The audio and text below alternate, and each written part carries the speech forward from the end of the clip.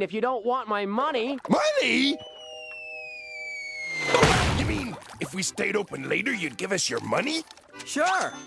Mr. Squidward, welcome to the night shift. I just want to say from the bottom of my heart, I'd like to take this chance to apologize to absolutely nobody. The double champ does what the he wants. All right, hey, what's up, guys? LOL Podcast Season 2, Episode 11? I think. Is this episode 11? Let's go with that. Let's go with episode 11, I think. So, 12. we should do a top 5 best porn films. You want to do that? Oh, shit. Let me open up my stash. Give me a second. Man, that movie I watched last night at some crisp, clean acting. The storyline was great. I really was bought into the characters. For sure. So, how you Action been? packed, you know? How you been, actually? We haven't seen you on for Bro, I've been hella swamped with college because didn't expect my college to assign me so much work. And then when we moved online, my professor was like, "Hey, fuck it, you're still gonna get that much work." So I finally got my exams done yesterday, actually. So that's why I'm coming on today. Oh, so you're only gonna be on today? Hopefully next week too. But I have crazy ass professor, so. So I'm just like a whore to you. You can just use me whenever you want to. You're like, yeah. So you're like third. You're the third or fourth one. Yeah. Down the line, but, no, everyone has to know. Everyone has to know nowadays. Yeah, you have side chicks. You don't just have a main chick. If you don't have side chicks, then you ain't pulling these hoes out these days. Yeah, you ain't playing it right. Yeah, 9 inches too strong for them bitches.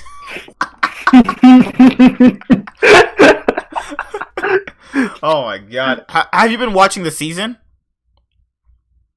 Sorry, you cut out there just a little bit. Have you been watching the season?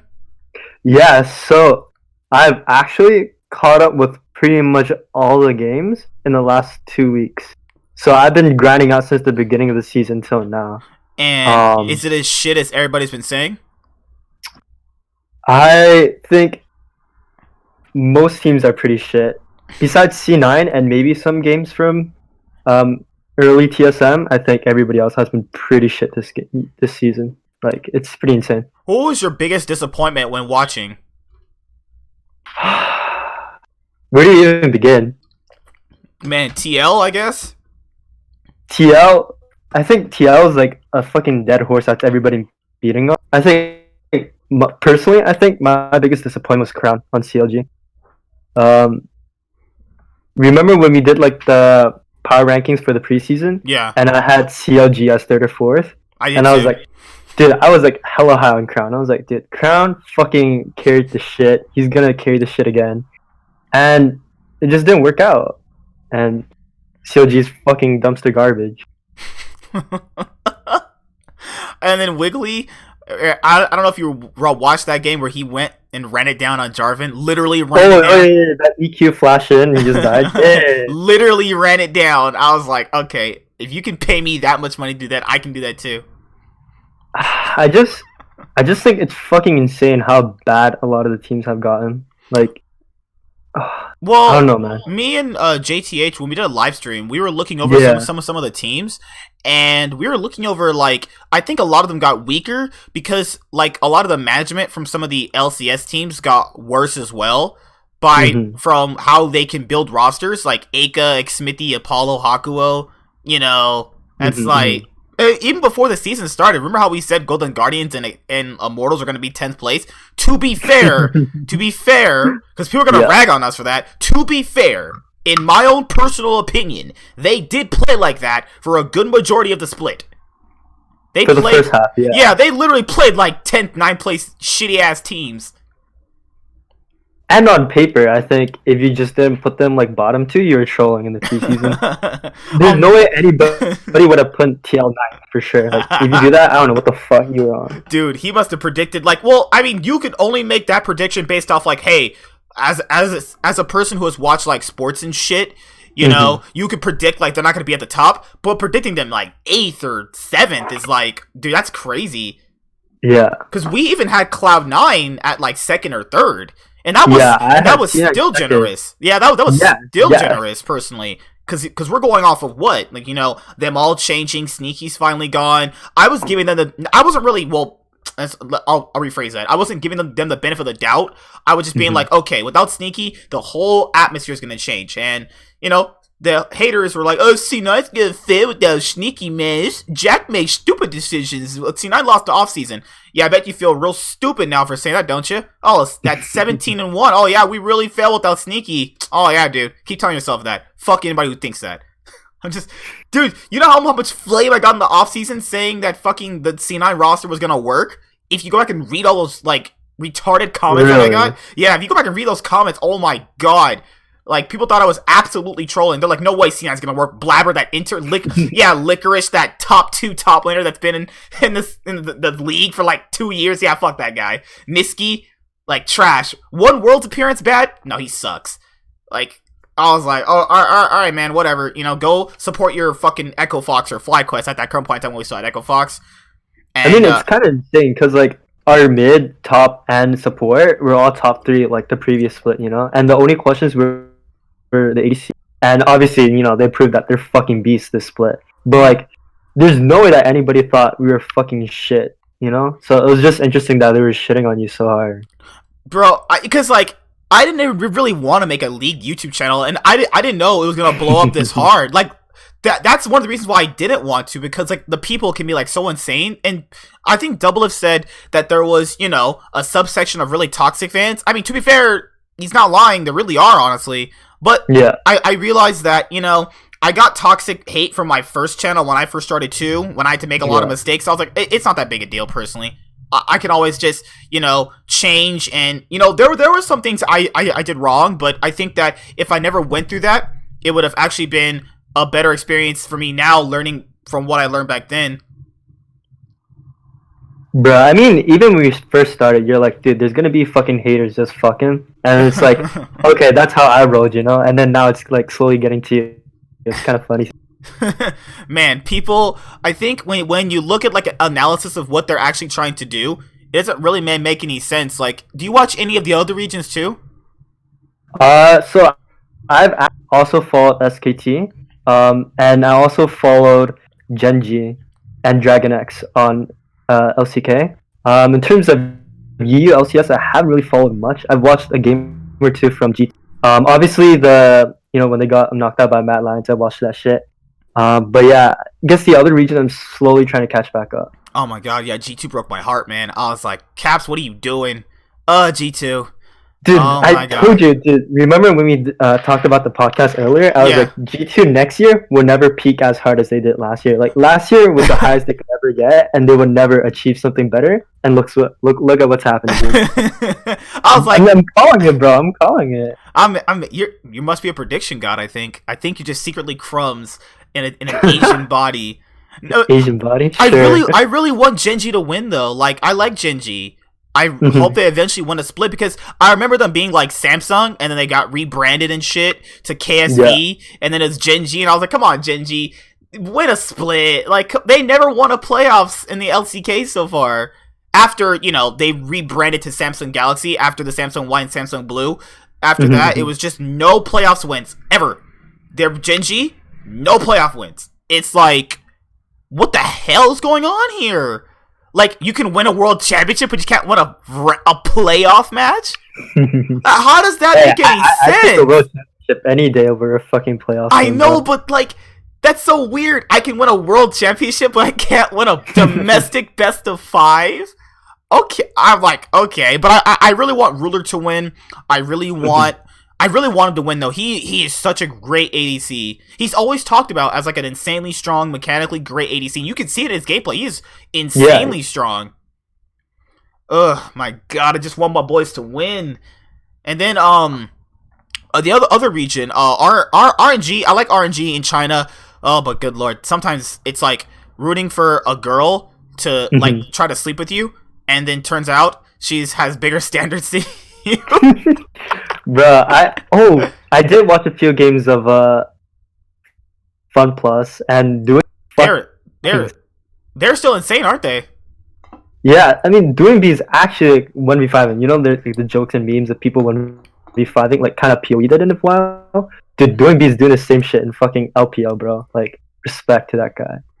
You're cutting out a tiny bit every bit. Oh shit, my bad. Can you hear me? Yeah. Okay, I was gonna say, Doing B, 1v5, LPL. This man's still a champ. He's fighting through. He's still doing lose mid lane. Fuck it. I can't be rookie. I'm gonna just go everywhere else and help her. I'm just gonna help the whole map. Okay. And it's weird. People still have not caught on to that. Pretty insane, dude. It's like what we talked about last podcast. It was that TL's playstyle in 2019 wasn't anything special, and I'm still saying right now that C9's playstyle would crush that TL from last year. I'd say so, yeah. I'd say so. Because they didn't really do anything special, though. Because TL's very formulaic. Like, they had the focus bot, and that was it. That was their primary win condition. And if you look at C9 this year, they've been hella flexible with mid through top, and in some games you can see through bot too. So they play fast. Like, TL didn't play fast last year, and then they had the nerve to be surprised they lost to G2, who was insanely fast. I was like, okay, let's just be delusional as fuck and not realize what we're doing wrong. You know, typical NA. It was just interesting to see how TL just fucking stumbled this year, and it's. Mm-hmm. So what do you think was the problem for that? Most people are gonna blame Broxah, and I definitely think Broxah wasn't the best fit. But I honestly think their bot lane just fucking dipped so hard, and nobody caught on to it until afterwards. Obviously, me looking back at the games like a week or two when everybody was shitting on Doublelift, like people realized it. But if you looked at how Doublelift played, like the champs he played, like there's no way if they played the bot style that they were gonna win. Wow. And so Broxah, obviously, you don't play Aphelios, you don't play Senna super well, and you're still going back to like Zai when he wasn't that into the meta, then he's gonna look at other lanes for sure. And then Impact just didn't show up the same whatsoever. He was basically like the 10th best mid lane, 10th best top laner. Bro, I was looking at a team fight and fucking Impact was in a drag pit, popped out on Renekton, and didn't do anything. He was just AFK. I forgot what game that was, but like, dude, what the hell? That is like, in an actual game, my solo queue, if someone did it to me, I'm literally reporting you. I don't give a fuck what's going on in the game. Once we win the game or we lose, I'm reporting you. Because that is going to look like inting to me. I mean, I don't know if you guys discussed about it. I mean, what do you think TL has to discuss about now, like, to change for TL? I mean, it's hard to say because I was debating with some people in a Travis Gafford fucking comment section. Those people are a bunch of sheep idiots. God damn, those people are fucking morons. This idiot had the nerve to say that Xminity is better than Broxah. Now, it's hard to say. People are only saying Xminity is better than Broxah based off the results that TL got this split. But let's take it back. Let's not rewrite history, guys. Let's take it back to 2018 when TL went to MSI. Broxah beat him. Let's take it back to Rift Rivals. Broxah beat him. Well, I mean, they went 1-1. Sorry, when they played, and then they went to Worlds 2018. Well, where did Broxah end up? We ended up in the World Finals. Where did TL end up at? Well, they ended up going back on a plane back home because they couldn't get a group stage. And then people thought that Xminity was worse than Broxah. And then I imagine Steve's looking at that and going, man, I wish I had that aggressive jungler who's actually mechanically stronger than my jungler. And then following year, Broxah gets out of groups with Fnatic, and then Xminity also fails in group stage with TL. And then he's like, fuck it. You know, Fnatic had issues. Everybody knows that. And they get Broxah. Now, I think it's really stupid to say that Broxah is worse than Xminity based off the result this split. Because let's look at it from Xminity's point of view. His team also didn't make playoffs either. So if he was better, why didn't he make playoffs either? You know? So I personally think Broxah is better, and I think it'll show in a split or two why he's better. He's just the better jungler. He's mechanically better, and I think his problem is that he's not really communicative, and he doesn't really know how to synergize with other lanes properly. Broxah's thing is that he likes to play towards one side of the map, and I don't think he needs to realize, and I also don't think that he understands that style is just super ineffective. You know what I mean? Like, kind of Suedo camping is just not really good anymore. He needs to be flexible to play every single lane. So are you trying to say that they keep the players, they keep the coaching staff, and they roll it again? Probably try out different coaches because a different coach could do different things. You know, let's say if they get a different coach who gives a different opinion or a different mindset, then the players could be like, okay, I like what this guy's saying. Let's roll with this guy. Always try to change something. Never try to be like super stagnant. You know, if it doesn't work out for 1 or 2 splits, definitely start changing things up. Because I always tell people this, you know, because you were here in the very first podcast when we had like a group, where I told people is that like, you know, the best teams in the world that have always won have always changed something. You know what I mean? This is not like a fucking circus or a popularity contest. You know what I mean? This is about winning, and these orgs see winning. I see dollar signs like Mr. Krabs and SpongeBob. That's all they see. So instead of like, you don't want to waste time in life. The worst thing about life is wasting time.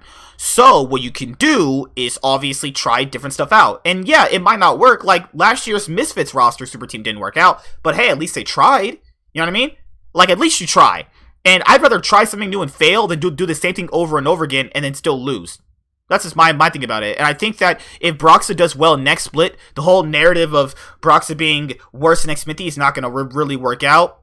Because people keep saying that TL should have kept Broxah. Why? He's not good internationally. They want international success. He's not good internationally. Doesn't matter if he fits the team better. That doesn't matter, because let's say he did fit the team better. Well, what results did that really give them outside of North American championships? I just, like, that is such a stupid thing to say. Oh, he fits the team better. Well, they want to do well internationally. How do you fix that point about it? He's not better than the international junglers. He's shown us multiple times he's not. Like, this is I could say if it's like a one-time thing, but he has shown multiple different times he's not better than even like bad junglers like Ning. Like, Ning's not that great, but in the context of Xmithie, he looks like fucking, what's his name, Dandy, playing up against someone like Keith. You know, it's just how it goes for me personally. Jeez, that's a hell of a comparison. Keith, oh my god. Golden Guardians, yeah, Keith has hands. Play him support. You know, we had Huhi already roll swap to support. Now play Keith. No. Just fuck logic and throw that shit out the window.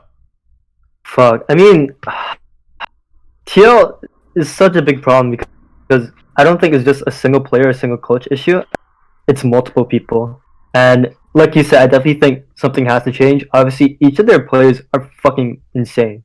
Like, especially the last game that they played against C9. Like, you saw the glimpse of what TL could be. That was the best game they had all split. You saw Impact, you saw Impact actually having impact in the game, not AFKing in the game. You know? You saw Broxah actually being very aggressive in the early stages. And obviously, they couldn't mesh this C9 because C9 was meshing the whole split, but I definitely think there's potential in this run. And I definitely think if it's not the roster's fault and maybe the mindset of some of the players, I think a lot of stuff can be easily fixed for next split, you know? I think that, let's say C9 win both splits, and let's say TL get second place. I think that if TL get a second place and get to a group stage where it's like kind of favored that they can get out of a group, I think they can get out of a group personally with this roster.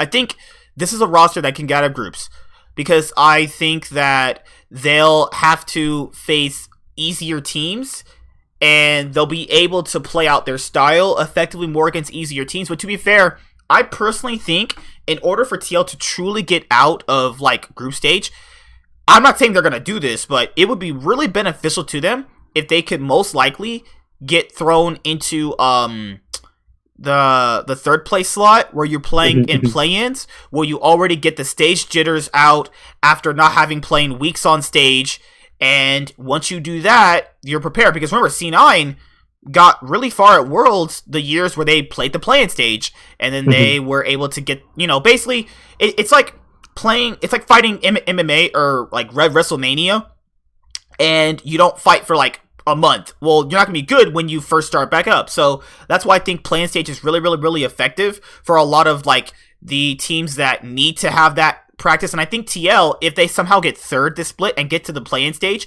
and have their chance to really like, you know, get the rust off, I think that's what's really gonna help them. I think it's more than just the play-in stage. I think in general, like I was talking about this in like the previous podcast a long time ago, that any first seed has always done bad at Worlds. And it's because of how the world format works with the whole pulling and thing, Mhm. and how each region's number 1 is equivalent, and each region's 2 and 3 are in the same seed, and that fucks up NA so much because What happened? You cut off for the it's second. not equivalent to LCK. Our number 1 is not equivalent to LPL or LCK's first Mhm. seed, not by a long shot. And every time, whether it's TSM or whether it's TL, have always had problems in Worlds by doing that. Then our second or third seed have always done better. Either some, like C9, has gone out, or some just has a better record overall. Hold on. Your If mic. TL is looking for. Your mic is cutting out a little bit. It's like making some sort of like Oh shit. hard sound.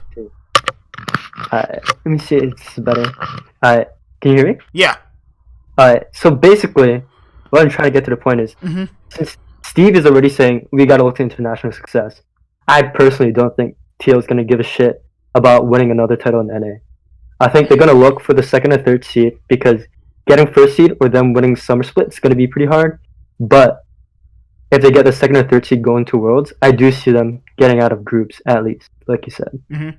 Because it's just that I don't know why Riot does this. Like an LMS first seed is literally like a 10th seed in China, maybe 17th, compared to a LPL second seed. Like an LPL second seed and an LMS first seed are nowhere near in the same scope of like actual competition. It's so much more different. Yeah, I mean, obviously, I don't know if Riot's gonna change it up anytime soon, but in its current format, it's definitely not balanced. I don't know what they can really do though, because people keep throwing out solutions to this problem. I think double elimination can work, but it would have to make the tournament longer. But I mean, I don't think that's that bad personally. But to be fair, you're throwing in the players' vacation time if they obviously later on during the, you don't want to go in too long because the players' only vacation is like really November and December. So you don't want to make it going too long, but you also want to make it seem like the best team is getting the best shot. Like back when Rox played SKT back in 2016, it would have been really, really great if like Rox had another chance at beating SKT. But, people have said, well, if you're not good on that day, then that's when it matters. I mean, to be fair, people were pretty hyped about that Hunter Thieves versus TSM match, and that was a loser's bracket match, I think playoff formats in general breed hype. That's just how it works, personally. I mean, obviously we have the whole LCS and LEC to think about for the playoffs, and I personally love double limbs, or at least like the way they formatted it, where if you lose, you go to the loser's bracket. And like you said, just because if a team has a bad day, it doesn't fuck up their whole chances, and the best possible viewer experience to get the maximum viewers, like I'm pretty sure Riot would rather have a close game 5 in the finals. What happened? Like it's been horrible to watch in the finals when it's just a 3-0 or 3-1. Yeah, I remember the last best of 5 we watched live, not live, like from our home when it was playing, was Samsung Galaxy versus SKT in 2016, and that was like the last best of 5 that Worlds had ever had. Still to this day, we've never had a 5-game series beside that. Like, that's crazy. 2016 was the last time we had 5 games in the World Finals. He's dead, guys. Oh, hello. He's dead. He's dead. Hello? Hello. I'm still here. Hello? Stupid Wi-Fi is cutting me off a little bit, so sometimes I can't really hear you. Oh, it's fine. Wait. Yeah, I mean... I'm just kidding. Yeah. Holy crap, you scared me. I was like... Did I, restart my router? Yeah, shit is you're just, randomly cutting out. That's gonna be hard for the... Fuck, man. Let me see. Like, when you're talking, it's like, going... Yeah. Like, it's making a sound, and then that is gonna, how they're gonna have to hear that? Yeah. I get what you mean. I mean, we covered a lot of small topics just now. Is there anyone you want to go into more detail about, or? Dignitas 2.3 million for Huni. Dude, Huni this year has been a fucking joke. I don't know what you think, but dude, I don't know, man. Like this dude, he's a walking like stealing paycheck type of guy, you know? He just went into their office and was like, "Hey, give me $2.3 million, bitches." Though I must say, Johnson is pretty insane. I like that guy. He was actually pretty good. And Dignitas, they already put on Twitter, we let Huni explore options for summer 2020 split. Everybody knows what that means. If you've been watching League for a very long time, that means they want a top laner.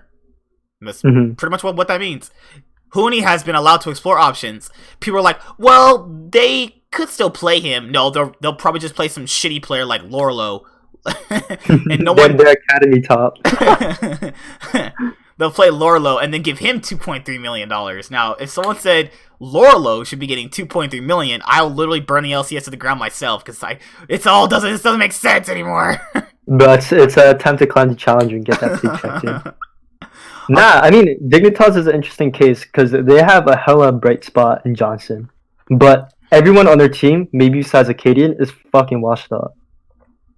It's so painful to watch Afromu and Huni and Froggen on the stage right now. Like, Froggen hasn't changed. He's like the same guy every year. Acadian said that too. Acadian said that on I Will Dominate show, is that they asked him, "Hey, is Froggen still the same player that you played with on Echo Fox?" Without hesitation. This dude just said yes. I watched that shit too. That's like the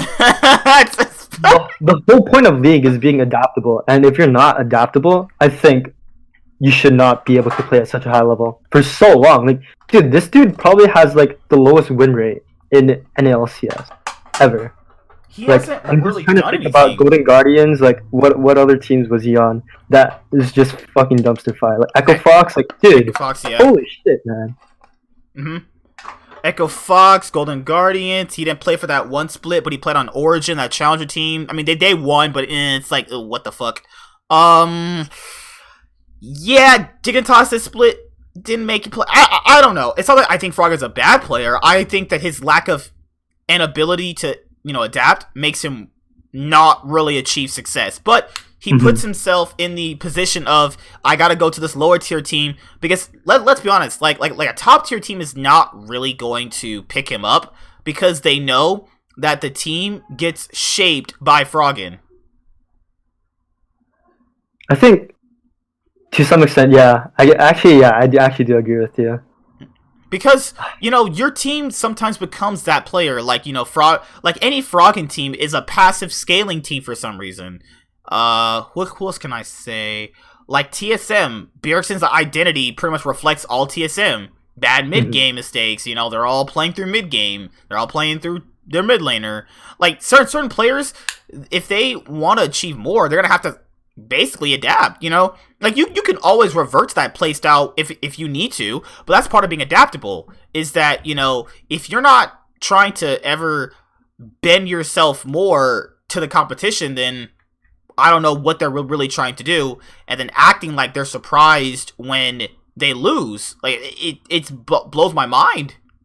I mean, that's why Faker is such an amazing player. Like, obviously, he has the mechanical talent. We've seen him pop off. But we've also seen him take the backseat, And when it was top lane focus for Modern, he was in the backseat, And we've seen him play tanks in the mid lane. Like, that dude, his career speaks to the ideal League player. Like, that's the reason why he's the GOAT in League. He can adapt. He can do whatever he wants. And then you have people like Froggen where they refuse to adapt, but, he still has that huge ego of thinking he's the best. Yes, his laning is good, He could probably out-CS like most LCS mid laners right now. But it's not what League of Legends and its current meta is looking for. And when you have Nisqy, who roams around, who's a beast everywhere, and then you have PoE, like, dude, like, this dude just can't stack up to that kind of competition. It's weird, though, how PoE and Froggen were compared to be like the same player, but no, Power of Evil has definitely stepped it up in the past couple of years. He's definitely been a lot better. Bro, even that playoff game where they just played,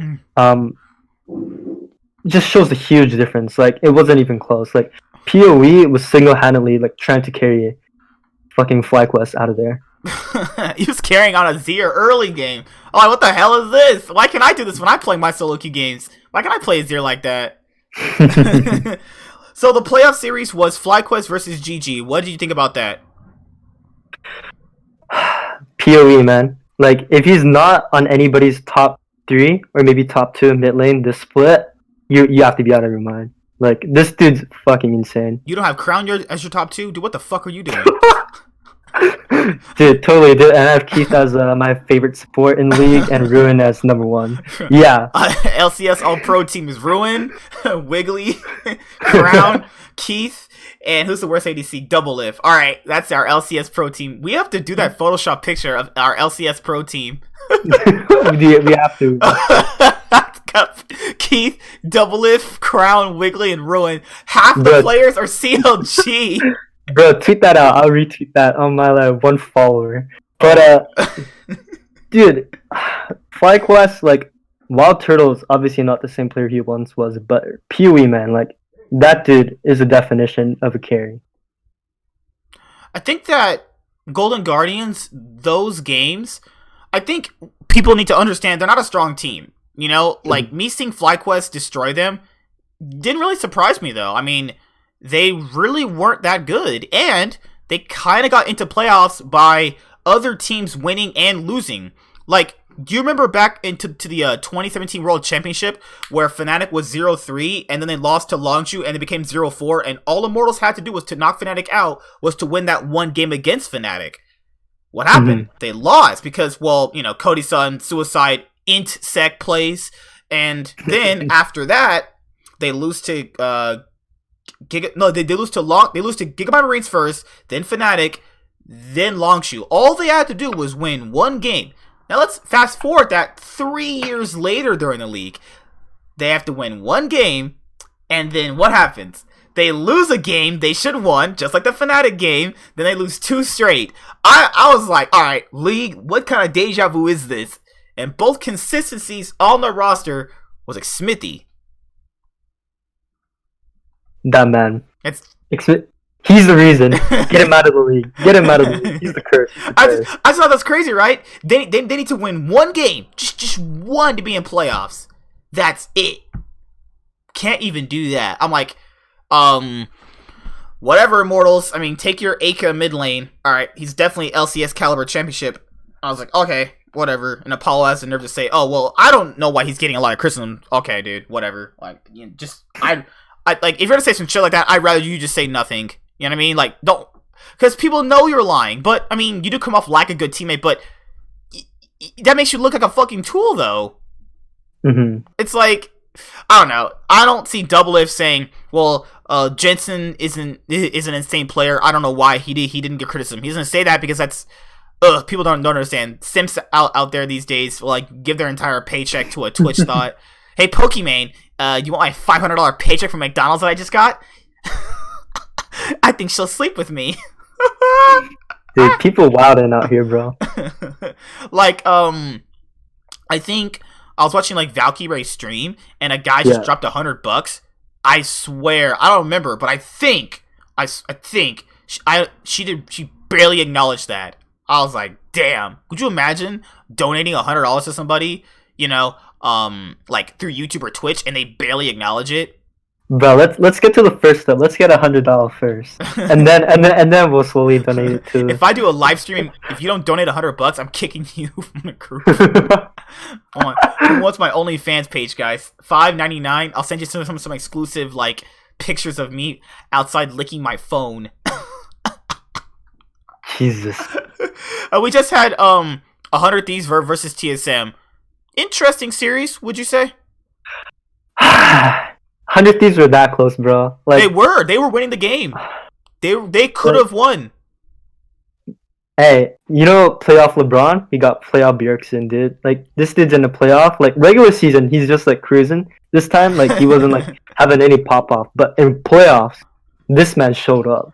That's why I always tell people, Bjergsen's always going to pop off in the playoffs. Like, this man in Game 5 was the sole reason why Broken Blade was able to scale up for so long.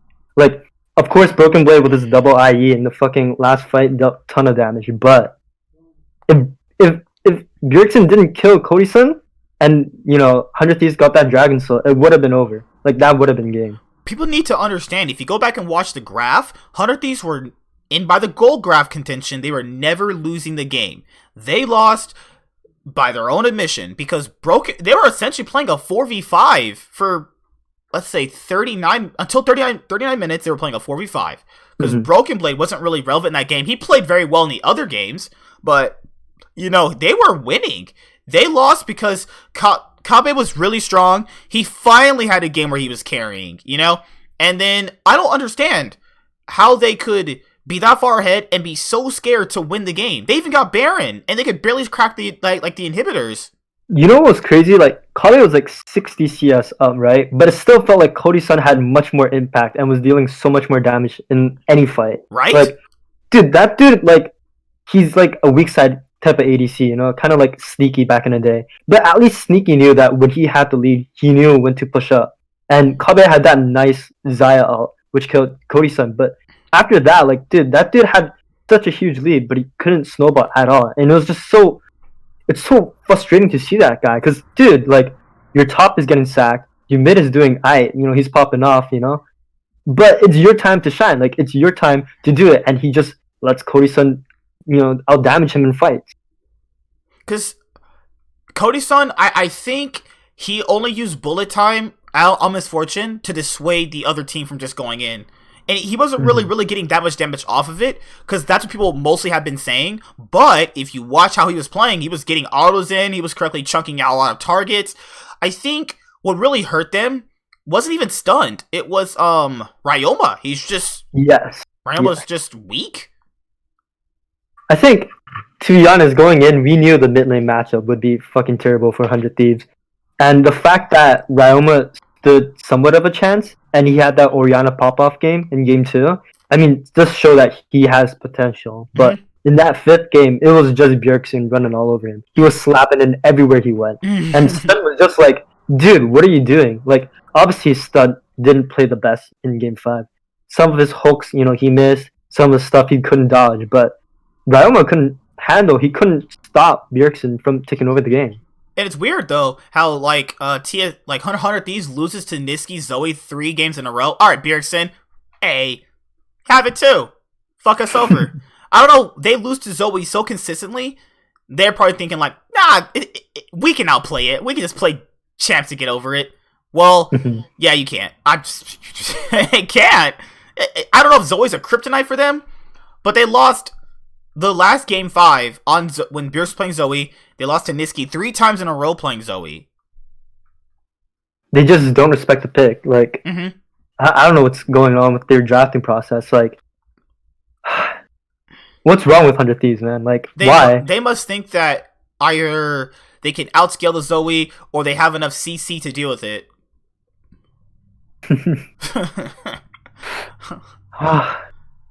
Like, I don't know, man. Like, it was so frustrating watching that game because, obviously being C9 fans here, we fucking hate TSM. Like, every final we've been in, it's always them.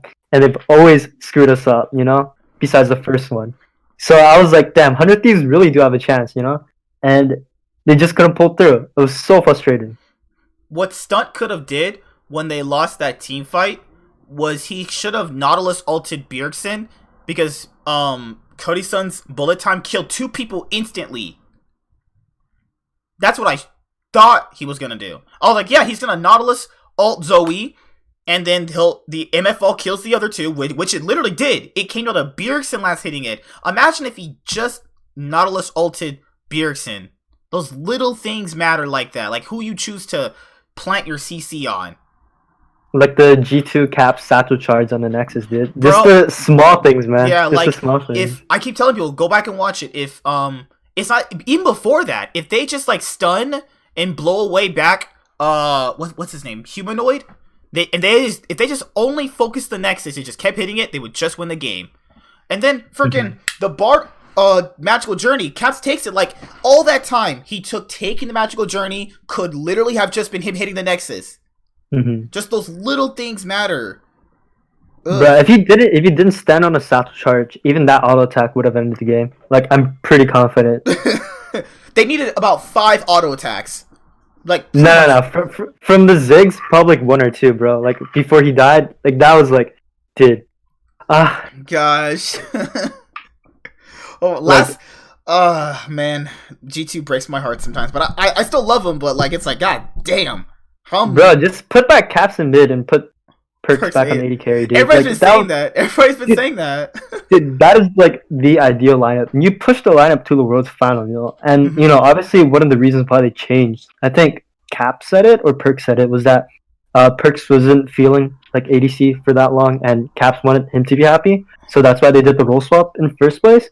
But like, dude, obviously Cap's playstyle does not fit AD carry. Like, that team, man. Yeah, but I understand. I even told people, just because Perks did it doesn't mean that Caps can do it, you know? Mm-hmm. Like lightning striking twice. Is that the saying for it? I think so in this case, yes. Yeah. I just think that it's weird too, because they were undefeated in the LEC. They were 6-0, and it's like, alright, this is not looking too bad. And it's like, there's some real kinks in this like wall right here, where you can just throw a massive fucking drill through it. It's like a whole giant hole right here. I think that if they want to win with Caps in the bot lane, I think he can play select few ADCs, but I think that he overall just needs to play Mage's bot lane. Mm-hmm. That's how I think it could work. And I understand why a player like Perks doesn't feel, you know, AD carry, because if you're not traditionally playing ADC, you'll probably will think it's boring. Yeah. I love ADC, but I can understand why people don't like it. I'm an ADC support main, so, you know, I can see definitely why people wouldn't like it, especially if you're, like, casting spells, you know, you're like, fuck it, I'm just right-clicking, like, that's so boring. But it feels so good right when you see a penta in your eye and you flash and you get killed. I did that one time on Jinx, I was like, alright, penta kill, I'm gonna flash in, hit my rocket, get 3 kills. Nope, I got Was it a ranked game or was it a normal game? I only play normal games because I'm fucking trash. But to be fair, to see a penta in my eyes, I'm like, I got a penta right here, guys. I'm going for it. Death, instantly. I fucking hate Zilean. Like, Zilean and Shen are like the most sleeper picks in like any like normal solo queue game, because they provide so much utility. Like, anytime there's ever been a Shen in one of my games, I've just lost, because Shen provides so much utility for idiots. Like, they want to be constantly aggressive, so just if you Shen alt there, you help with the skirmish. Yeah. And then Zilean, no one knows how to deal with Zilean like poke or bombs. You just double bomb. I've seen double bombs one-shot people. I'm like, okay, what happened? My mid's like 0-8-0, blaming the jungler. They're cussing each other out all game. I'm over here just playing AD carry, just trying to just right-click and shit. Jungler's like, GG, mid difference. And then mid laner's typing, F you, your mom should die. Hey, welcome to League of Legends. Dude. They should put that with a new advertising, like, welcome to League of Legends. Oh my god. But yeah, next week we have C9 versus EG and FlyQuest versus TSM. Predictions? Prediction? I'm gonna be bold here. I think C9 just 3-0s EG. Yeah, I agree with that, to be honest. I agree in general. And it's just because a lot of the players on EG used to be on C9. And C9 knows how to deal with that kind of stuff. EG only really thrive on, like, comfort picks. Mm-hmm. Because if you give them Ryze, Aphelios, and Lee Sin, and Jace, like, things that they can truly thrive on, if they have to play, like, flexible comps, they're not, like, insane, but they can still show that potential. I just think that their most crucial wins came from them playing comfort. Like, if Jizuke gets Ryze, he's extremely strong on that. That's comfort for him. Since Garen loves Lee Sin, extreme comfort for him. Kumo loves the Aatrox, loves the Jace, extreme comfort for him. Bang loves to be on the Nautilus, these playmaker supports. If you take away what's good for them, and you put them into an unfavorable draft position, they actually start to fumble apart. Yeah, it'll be interesting to see what EG tries to tackle for C9, and it's going to be interesting to see if C9's even going to flex to show their hidden picks, you know? Because, you know, they've been teasing, kind of like G2 last year, that they have some stuff, they have some strat coming up, you know? And we've never seen a team that pushed them to that limit in the best of 5 yet. Obviously, they only had one, but I don't think EG's the team that would be able to flex it to there. I just don't think they're that strong, though. Like, I don't really believe they're a second place team. I think they're only second place because the league is just so... It's just shit. It's just shit, bro. Yeah, like, if you watch them the first 6 weeks, you didn't think of this team as no 6th place material. Like, I was watching this team like 6 weeks in, I'm like, this is Cloud9 2.0? Oh, shit, man. Sure scammed EG. But I think Jizuke is their strongest player. Personally, I think overall that he does so much for their team to the point where if Jizuke is not ahead, I don't really know what they actually do. They don't really play through Bang, personally. I think Bang is like the support in the sense that he just backs up what Jizuke does, you know? And obviously that can work very well, kind of like back old days in TL where Jensen would back up Doublelift in that sense. But I just don't think that's going to work against C9 when all 3 of our lanes are going to pop, and our jungler is just so much better than Svenskeren. You know? Like, Blabber has been insane this way. So what do you think about FlyQuest versus TSM? TSM. Shit. Like, you want to say TSM after they beat 100 Thieves, but it's like, you know, on Twitter, they're like, successful heist. Oh, yeah, you really destroyed them? Fuck you. Dude, that was hella close. The delusion.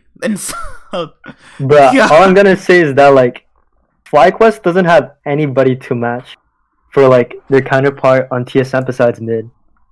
And it's sad to say, because, like, FlyQuest's biggest strength is PoE, without a doubt. And TSM has Bjergsen, who, Bjergsen has, so far in that best of 5, popped the fuck off. So, if I'm just looking at what other, like, you know, players they have, you know, Broken Blade's definitely better. Wild Turtle's gone to shit, so obviously Kabe. It's weird though, because Wild Turtle, people need to have history. Wild Turtle was on TSM for a very long time, and you'd think that he would know how to exactly beat them, but it just he I can't beat him. Like, there's no way he could beat Kabe. Like, this, I just don't see it. I don't see FlyQuest winning this. As much as I love PoE, I just don't see them winning this. I could see them winning from draft. Like, FlyQuest are willing to experiment with different things. That could give them an edge. But, like, how confident are you on them specifically being good at this flexible thing? It's one thing to be flexible. It's another thing to be actually good at it. Like, is FlyQuest a really good flexible team? Because remember, they showed the Kassadin. They showed that they have things that they can do, but that was against Golden Guardians. Now, are they blind picking that Kassadin into TSM? I don't think they'll do that. That would be stupid. That would be so troll. Game 1, all right, last pick, blind pick Kassadin. Bjergsen picks Zoe. Bjergsen's like 5-2-3. Kassadin 0-3 and 0-78 CS. Bjergsen's got like 130. All right, guys. PoE's like, all right, guys. No Kassadin game 2. Yeah, I got fucking shit on. Good lord, give me that fucking Azir again, bitches. I mean, like, to be honest, like, even though I do think TSM is gonna win, I do think it's close. Like, it might be a 3-1 or a 3-2, and it's just because, like, in both teams, there's like 1 or maybe 2 good players, and the rest are just fucking, like, not good at all. It's weird though. Centaur and Wild Turtle once played on TSM, and then now are facing TSM. That is so weird. Dude, they dropped Wild Turtle for a reason, bro. Like, remember? And then they got him back, and they dropped him again. Dude, they used him as like a temporary for, what was it, like Doublelift's like streaming career? No. Remember, it was for the IEM. Yeah, it was for that and the IEM, and then after that, they're like, Doublelift, you coming back? He's like, yeah, all right, peace out, bitch. Like, dude, I feel so bad because like Wild Turtle used to be a mechanical god. Like, when he first showed up on the scene and then joined TSM, like, I think he had like 3 challenger accounts and they were all in top 10, and like, now he's just not producing the same results. And like, mechanically, he's just not the same. People were talking about him and Sneaky as like the best ADCs in like the LCS. Yeah. Oh, the good old days. The good old days when I saw fucking Kiwi Kid in support. Holy fuck. My god. Seeing MASH ADC. No one will ever have to witness MASH. No one will ever witness MASH ADC. That guy is the epitome of what not to be. At all. You know, like how you raise children and you show them pictures of what not to be when they grow up? Okay, if you're an ADC, someone old guy needs to show a new ADC, hey, this is what you shouldn't be, okay? Like this, look at him. Look at him. Oh my god. But yeah, are you coming next week, possibly? Yeah, I think I can do Thursday. Thursday works for my schedule pretty well. Yeah, maybe you could be my Thursday selection guy. How's the whole podcast thing? Because like I feel like you're just like pumping up so much content, and I'm like, damn, like didn't you just have like another podcast, another video up, and then like I wait the next few days, and it's like, damn, another one. Well, here's what happened. I had to retcon it because I have OCD. And my podcasts usually go for like 23 episodes because that's like, you know how certain TV series have like 23 episodes. So I thought it was kind of weird that season 1 had like 11 episodes. So I went and retconned it. Like, so if I was ever at like fucking season 4, and I would have to go and change like 50 video titles. So I went back and I changed like 12 of the titles to like season 1. And then now it's like perfectly aligned up with both channels. I just want both of them to like reflect, you know, the same thing, really. Want to like have everything like equal. But yeah, I was trying to pump out some more stuff because, you know, people have asked me certain questions about, you know, the channel growing and stuff like that. I mean, it's gonna take some time. You know, I'm not like League content isn't really saturated. You know, League content is saturated. Well, no, that's not the word. Suffocated by views by bigger famous people. Like League is so much more different from my other YouTube channel. So like, let me actually link you my first YouTube channel. So this will actually give you a representation of what I'm talking about. So are you familiar with the concept of like Yu-Gi-Oh in general? Yeah, like a card game. Yeah, okay. So my first channel is mostly primarily focused on Yu-Gi-Oh. I started this channel way back in 2015. Now, I'll be honest with you. If I started League of Legends content way back in 2015, oh my, I probably, with the way I'm doing it, would be at like 10,000 subscribers. Not, you know, obviously being humble, being like, okay, I think that's where my content actually is. That's my main channel right there. The link is right there. Okay, so that per se community has a lot of saturation in that per se genre. But there's only like very few successful people. But I've already passed a threshold of where like most average YouTubers are. You know what I'm saying? So like the average YouTuber in a Yu-Gi-Oh channel could have like 100 to 500 subscribers. I'm well above that. Like I gain subscribers every single day on the channel. I have a video coming out on that channel like after we get done with this.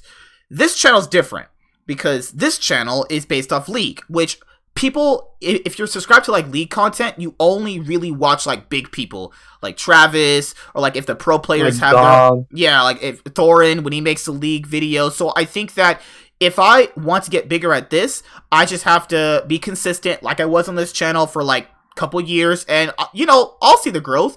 I think that the biggest cash in for subscribers is where I got a lot of you guys at, was when I was doing the off-season news, and me and my friend had disputes about how you should actually title videos and how to run the channel. And after me and him we didn't have a falling out. He just didn't want to really do it anymore. Okay, we were at like how many subscribers we were at? 60, I think. And then and we did content for like the off season, and then at that point it went to like 100 subscribers.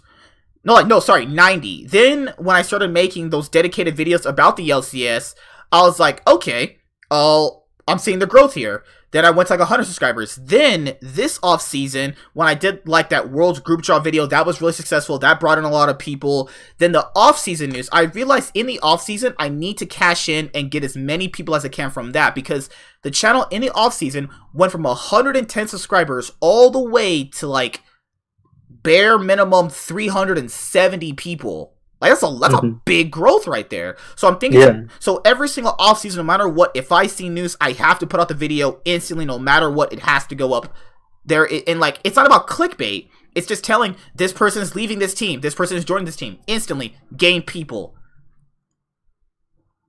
That's just how I see it. You know, the off season easily gains people. The off season and where teams are going. Like Young Buck leaving Fnatic gave me 1,000 views. Young Buck leaving Fnatic.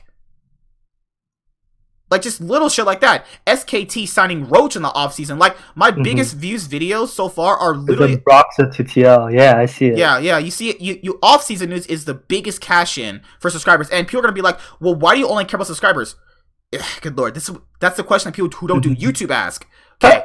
My reflection in your work comes from subscribers, and I think that your work reflects that. So right now, I deserve the subscribers that I have, but I know I can get more people. And in the off season, when there's off season news, I'm putting out every single video known to man. And I've learned that. So every single year when there's an off season, have to put in 10 times the more work to gain a lot more people. You know. And still relatively new to the scene, so it's gonna be a while before I get bigger in this. But that's fine. You know, Rome wasn't built in a day. And that's perfectly fine. But yeah, sorry if I rambled on a little bit too long. No. I think it's very interesting to you because, like, you know, I'm just looking at, like, what we can do. Because, like, obviously, I think everyone here, your viewers, you know, everybody on the podcast wants to see your channel grow. And, like, you know, how do we break through the barrier to get, like, you know, 500 subscribers, get to, like, 1K subscribers? All right, you know? we post naked videos, and then, we in the thumbnail, I have to gasp at C9 when... okay, I'll take a picture of myself gasping with my mouth open, and then C9 wins the trophy. Omega lol, 1080p, C9 best team ever, LCS, XD. But do you have, like, any, like, females you can put on the thumbnail, or, like, you know, like, to put on the podcast? You know, that would definitely draw some viewers. I know, but people don't.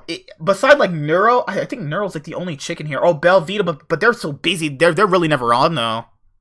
I see. But yeah, this is what I always recommend, is just share the videos. If you have friends who are interested in League of Legends, then ask them to subscribe to me. That's all that'll help, you know? Because I remember growing the channel that you see right there in the Discord, is that, you know, to be honest, I went around asking for subscribers. You know, people consider it begging. I didn't consider it begging. I just say, hey, would you check out my channel when you ever have a chance? They're like, yeah, man, I'll check it out. Like, guaranteed, if I ask 10 people and 5 say yes, that's 5 new people I just didn't have. You know? That's, you always gotta try and do different things. People might see a begging, but they don't do YouTube, so I can't, it's like, people who give you advice on YouTube while not doing YouTube is like a person who doesn't get girls telling you how to get girls. Like, you know how stupid that sounds? Like, I don't get no girls, I don't get no play, I don't get no women. Hey man, you know what you can do to get girls? You can dress nicer, but you don't get any girls. Well, because I don't want to. Because I'm focused on life. It's like a non-married person giving a married couple, like, marriage advice. Like, what the fuck? Like everybody that's giving me YouTube advice, some of it works perfectly. Most of it, pretty shit. Like, the things I was told not to do, I did them, and that's how I grew. You know what I mean? Like, people considered, you know, certain news videos like clickbait. How? Well, no, not clickbait. Wrong word. Easy content. I don't care if it's easy content. If it's getting new people, I'm gonna do it. Yeah, you need that, you know? Yeah, I don't care. There's a difference between easy content and clickbait. Like, clickbait's like, okay, easy content is definitely like if you do something and then you actually give the content that people want to see, you know? Clickbait's like if you tease someone some kind of content and then you just don't give it to them. It's completely different, like, you know, terms. Also, when people say it's lazy content to give news, no, it's not. It's literally not. It depends on how you present the news. If you're presenting it like, all right, Sven Skaren is choking on Sneaky's cock, and he's leaving C9. Bye. That's horrible. But it was revealed that Shox and Doublelift were sleeping together, and it turns out they put it on Twitter. Yeah, we've been in a relationship for like 3 years, and no one knows. But, you know, like, this is actually detailing a video of somebody is what they personally enjoy. Because I could have just been Sneaky's leaving C9. The cosplayer is gone. Anybody who thinks otherwise is stupid. Sneaky sucks. He's an inter. Doublelift was right. You know, like, that's not gonna get people. But yeah, that's actually crazy though. I can't make videos like that. What would be crazy though? Like, in 5 years from now, it's revealed that Shox is like sleeping with Doublelift or some shit. That'd be like, holy fuck! Like, all the guys are like, bro, right on. All the girls are like, ew, gross. Bruh, I mean, like, that's why, like, when you, like, through this whole YouTube thing, like I never like want to put any of my advice because like I've never done this kind of stuff before, and like I'm the type of person where it's like if I know something, I'm gonna speak up. If I don't know, I'm gonna shut the fuck up. You know, Yeah. like I'm gonna let people run if they know how shit works. Cause like that's how I was, you know, when I was younger. I used to talk about everything. I thought I knew everything, but now I'm like, well, you know, if I don't really know what I'm talking about, and if I don't like what someone's saying, I kind of just don't watch. You know, if someone puts out a video about why Europe is a great region, I'm like, you know, I'm probably not gonna watch because they're gonna be mentioning some group stages where it's literally so free, a dog and a cat could get out of the group. But they're gonna be like, well, it was mechanically difficult to get out of this group with an LMS team and a Brazil team, and I'm gonna be like, what the fuck is this guy talking about? Like in 2016 H2K, oh my god. Group probably like, yeah man, group was hard. Yeah, your group was hard with a Brazilian team and an LMS team. Oh yeah. So hard. So hard, dude. But it's been nice having you, man. Is there anything you want to say before you have to go? Nah, I mean, I just want to say, you know, keep grinding, and the people who don't know anything about YouTube or don't know anything about making League content, just shut the fuck up, because, you know, my man's grinding, you know, and obviously it's kind of hard in the beginning, but, you know, we'll see the light one day. And make sure you better share the channel with your friends, or I will come inside your room and I'll Michael Myers you, and no one knows what that means actually if they don't watch Halloween. I'm gonna have to head out, bro. I don't want to get killed. Like in I was watching Halloween and I was like, god damn, these people are actually stupid. But Michael Myers is legitimately Superman. Like, holy fuck. I'll see you later, man. Have a good day. I gotta head out. See ya, bro. So, I'll see you next Thursday, right? Yeah, let's do that. See ya. So, yeah.